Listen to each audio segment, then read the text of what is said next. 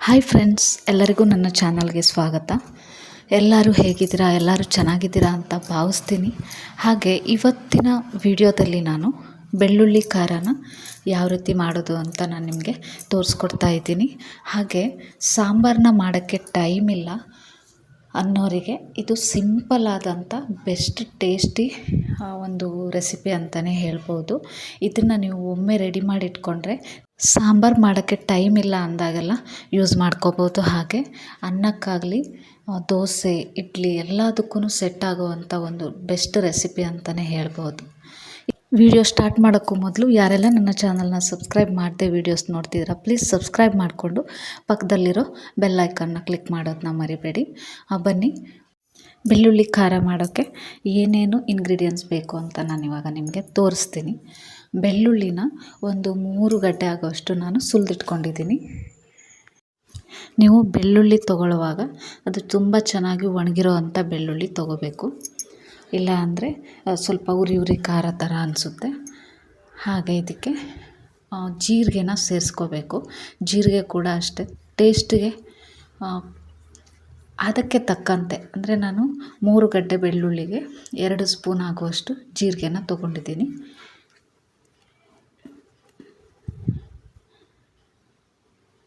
ಇದಕ್ಕೆ ನೀವು ಅಚ್ಚ ಖಾರದ ಪುಡಿನ ಸೇರಿಸ್ಕೋಬೇಕು.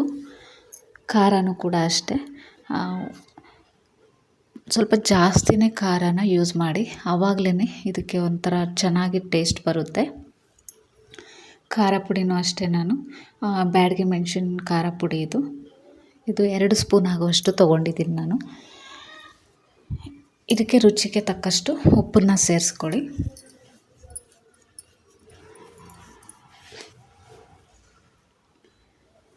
ನೀವು ಇದನ್ನು ಖಾರ ಪುಡಿ ಸೇರಿಸಿಲ್ಲ ಅಂದರೆ ಬ್ಯಾಡಗಿ ಮೆಣಸಿನ್ಕಾಯಿನೂ ಸೇರಿಸ್ಕೊಂಡು ಫ್ರೈ ಮಾಡಿಕೊಂಡು ಅದಾದಮೇಲೆ ನೀವು ಮಿಕ್ಸಿಗೂ ಕೂಡ ಹಾಕ್ಕೋಬೋದು. ಅದಾದಮೇಲೆ ನಾನು ಕರಿಬೇವನ್ನ ಸೇರಿಸ್ತಾ ಇದ್ದೀನಿ. ಇಷ್ಟನ್ನು ಚೆನ್ನಾಗಿ ಕುಟ್ಟಿ ಪುಡಿ ಮಾಡ್ಕೋಬೇಕು.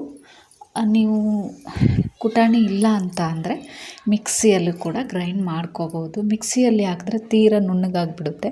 ಹಾಗೆ ನೀರಿಲ್ಲದೇ ಮಿಕ್ಸಿಯಲ್ಲಿ ಗ್ರೈಂಡ್ ಮಾಡೋದು ಕಷ್ಟ, ಅದಕ್ಕೋಸ್ಕರ ನಾನು ಕುಟಾಣಿನ ಯೂಸ್ ಮಾಡ್ತಾಯಿದ್ದೀನಿ.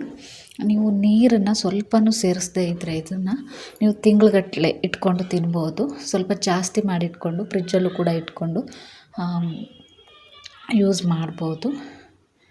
ನಾನು ಫುಲ್ ಎಲ್ಲ ರೆಡಿ ಆದಮೇಲೆ ತೋರಿಸ್ತೀನಿ, ಯಾಕಂದರೆ ಕುಟಾಣಿಯಲ್ಲಿ ಮಾಡೋದ್ರಿಂದ ಸ್ವಲ್ಪ ಜಾಸ್ತಿ ಟೈಮ್ ಹಿಡಿಯುತ್ತೆ. ಅದಕ್ಕೋಸ್ಕರ ತೀರ ನುಣ್ಣಗೆ ಏನು ರುಬ್ಕೋಬೇಕಂತಿಲ್ಲ.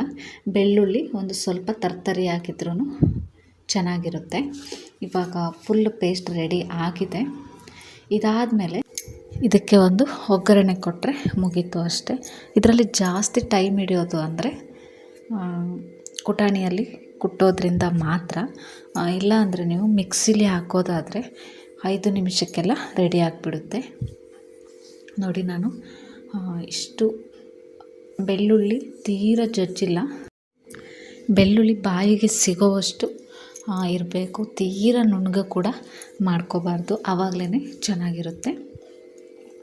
ಇದು ತುಂಬ ಹುಷಾರಿಲ್ದೇ ಜ್ವರ ಬಂದ ಟೈಮಲ್ಲಿ, ಅಂಥ ಟೈಮಲ್ಲೆಲ್ಲ ಊಟ ಸೇರಲ್ವಲ್ಲ, ಆ ಟೈಮಲ್ಲಿ ಈ ರೆಸಿಪಿನ ಮಾಡಿ ತಿನ್ನೋದ್ರಿಂದ ನಾಲಿಗೆ ರುಚಿ ಕೆಟ್ಟಿದ್ರೆ ನಿಮಗೆ ಸರಿ ಹೋಗುತ್ತೆ. ಹಾಗೆ ಶೀತ ಕೆಮ್ಮು ಎಲ್ಲದಕ್ಕೂ ಕೂಡ ತುಂಬ ಒಳ್ಳೆಯದು. ಆ ಟೈಮಲ್ಲಿ ಹೇಳ್ತಾರಲ್ಲ, ಸ್ವಲ್ಪ ಖಾರ ತಿನ್ನಬೇಕು ಅಂತ ಹೇಳ್ತಾರಲ್ಲ, ಅದಕ್ಕೂ ತುಂಬಾ ಚೆನ್ನಾಗಿರುತ್ತೆ. ನೋಡಿದ್ರಲ್ಲ, ಇಷ್ಟು ರೆಡಿ ಆಯಿತು. ಈಗ ನಾನು ಸ್ವಲ್ಪ ಪ್ರಮಾಣದಲ್ಲಿ ಮಾಡಿದ್ದೀನಿ. ನೀವು ಜಾಸ್ತಿ ಬೇಕು ಅಂದರೂ ಕೂಡ ಜಾಸ್ತಿ ಮಾಡಿಟ್ಕೊಂಡು ಅದಕ್ಕೆ ನೀರು ಸೇರಿಸ್ದೇ ನೀವು ಪೇಸ್ಟ್ನ ರೆಡಿ ಮಾಡಿಟ್ಕೊಂಡ್ರೆ ಯಾವುದೇ ಕಾರಣಕ್ಕೂ ಹಾಳಾಗಲ್ಲ. ಎಷ್ಟು ದಿನ ಬೇಕಾದರೂ ಇಟ್ಟು ತಿನ್ಬಹುದು. ಇವಾಗ ನಾನು ಇದಕ್ಕೆ ಒಗ್ಗರಣೆಗೆ ಏನೇನು ಬಳಸ್ತೀನಿ ಅಂತ ಹೇಳ್ತೀನಿ, ಬನ್ನಿ. ಎಣ್ಣೆ ಸ್ವಲ್ಪ ಜಾಸ್ತಿನೇ ಹಾಕ್ಕೊಳ್ಳಿ.